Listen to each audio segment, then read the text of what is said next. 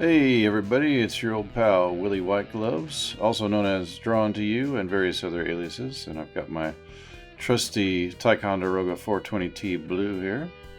This is just a piece of cardboard, and today we're going to be drawing this beholder. Now this is just a little sketch that I put together. It's not meant to be anything other than just a guideline, but when I put this background behind the beholder here, it kind of made him seem to pop out a little bit. Something about that I really liked. So here's the Pigma Micron and the Sharpie. They kind of do really well on a piece of cardboard like this. So try to see, when you see cardboard and pieces like that, try to see it as an asset. This little guy here is the kind of like the AD&D first edition version of the beholder, and I'll show you a picture of that here in a minute. But I got the beam coming out of his eye here. The beholder has, here he has 6, but that is not correct. I think the original beholder has 10 stalks coming out the top. So I prefer this version right here. This is the monster manual from 1977, I believe. And you see the beholder here, 10 stalks. So he's got this kind of zippery mouth. I really like that, the idea of this character. I'm not so crazy about the one from 5th edition and the way it's evolved, but this is where I got the idea for these little tile things here. And we're going to go in and try to recreate as much of this as we can here. Well, the first thing I'm going to do is draw this kind of arc here. And main thing is, I always want you to remember that, oh, look at that arrow right there. Yeah, that line is not right, but look, I'll draw it again. The main thing is, it's not going to be perfect the first time. That's how it is. You got to make a bad line before you can fix it and make a good one. But I see now that line right there is too high, and so I'm going to put this in a little bit lower. Yeah, okay, that's a lot better. That's where I want that thing. And then the creature is going to be, I want it to be in the middle of the page, but a little bit to the left. So let's get started with that. Part of this is just the awkward nature of drawing around the equipment that I have to record this, so I still haven't gotten used to that. But even when I make a mistake like that, I kind of like it because I want to encourage you to draw. When you see this this thing, hopefully you're going to say, hey, I could do that. So now we got the eye part there, and I mean, this is pretty much the drawing right here. If you just saw that right there, it doesn't look like much, and you just, from that, start shaping out the eye right there, and start filling everything out. But yeah, that's the basic part of the drawing right there.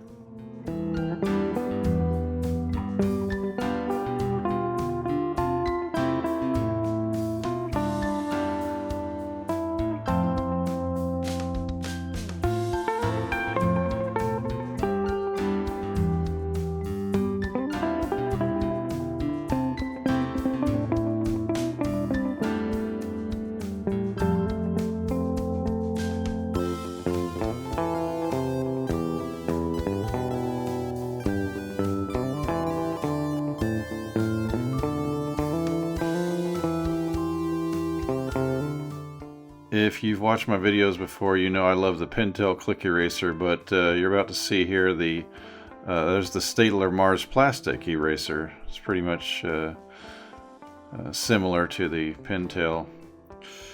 So this is the beholder.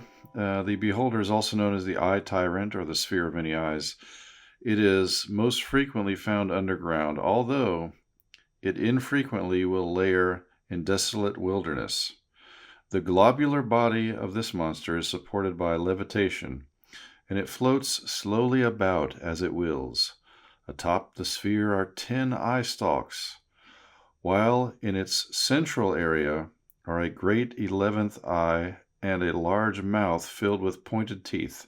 Now I've taken the liberty here to put the stalks all around rather than all on top, and that's, something you can do as the person doing the drawing. You can make it your own way. I like to have these stalks, kind of pointing all different directions. One of them is going to be pointed back behind the beholder, so you can kind of see in every direction. And all of these eyes can shoot these beams. It's a really deadly monster.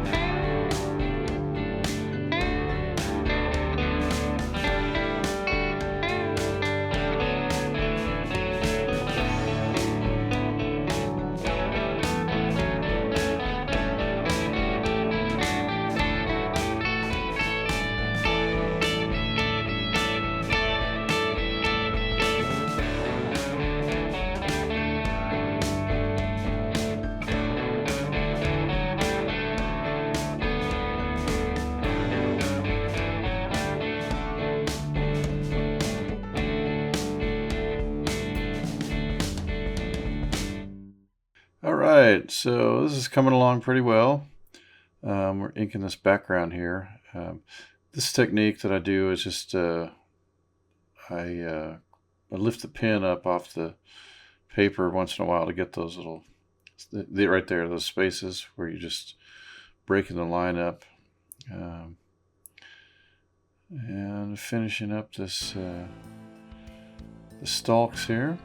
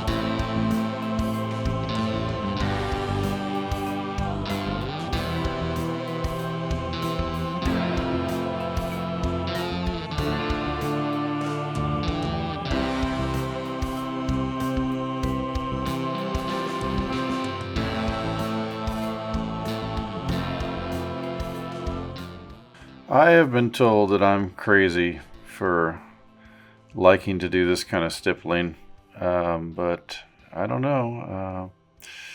I like to do it. The great Gorilla Gawk told me one time. He said that's too much work, too much like work, and it is a lot of work. No doubt about that. I'm just showing you here the different sizes here. You want to use the biggest one usually first and go around the edges. That's what I do a lot of times, but sometimes there's just no rhyme or reason. The thing is, you can let the mind drift when you're doing this kind of work. Just let it drift. I usually have music on or some a TV show or something, and once you have that honeycomb pattern laid out with the pencil, none of this requires any kind of thinking, and so you're just drifting. The mind is drifting, and I love it. What can I tell you? Try it.